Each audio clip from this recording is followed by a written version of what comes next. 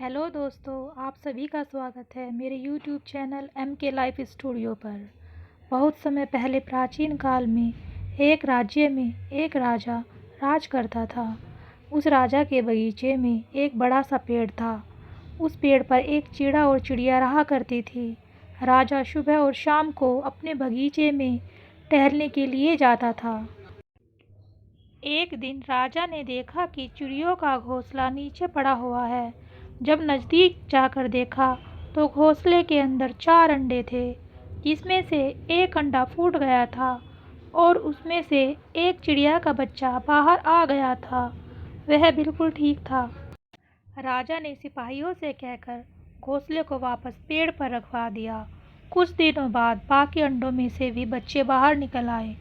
उन बच्चों की माँ ने उन्हें दाना और कीड़े मकोड़े लाकर खिलाती थी। कुछ दिन बाद ही वे बच्चे बड़े हो गए। अब उनका समय उड़ान भरने का था। अगली सुबह चिड़िया के बच्चे अपने पंख फड़फड़ाते हुए उड़ने की कोशिश करने लगे।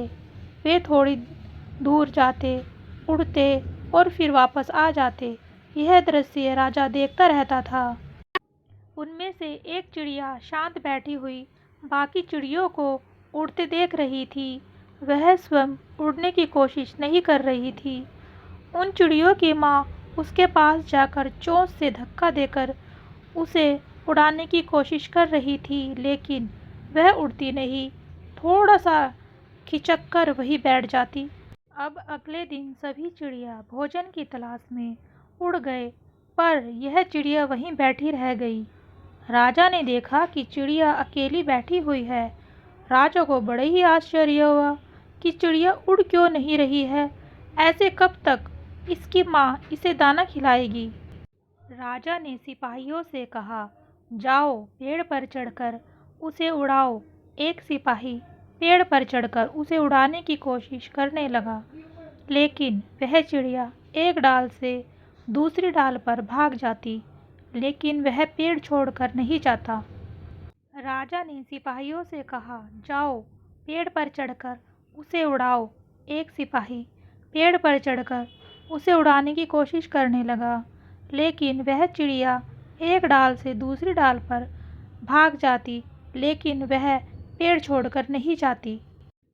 राजा ने सिपाहियों को नीचे उतरने को कहा और आदेश दिया, जाओ नगर में जाकर सबको सूचित कर दो कि जो इस पक्षी को बिना नुकसान पहुंचाए इस पेड़ से उड़ाएगा उसे पुरस्कार दिया जाएगा।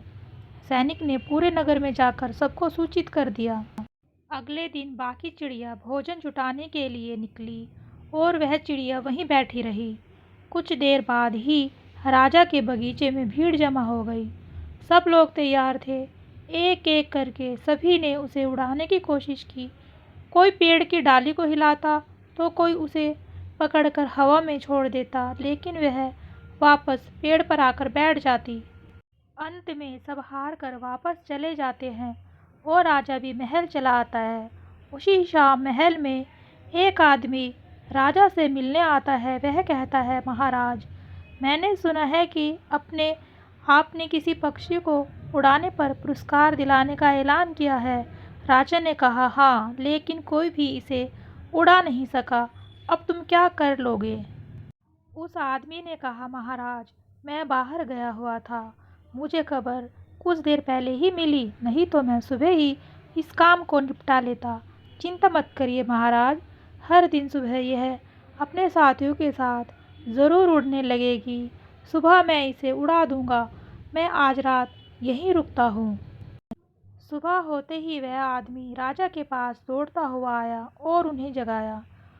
उसने कहा, महाराज, जल्दी बाहर आइए। यह देखिए, बाकी चिड़ियों के साथ यह पहली चिड़िया भी उड़ के जा रही है। राजा खुश हो गया, लेकिन जब पेड़ की तरफ देखा तो पेड़ की डालियाँ कटी हुई थी।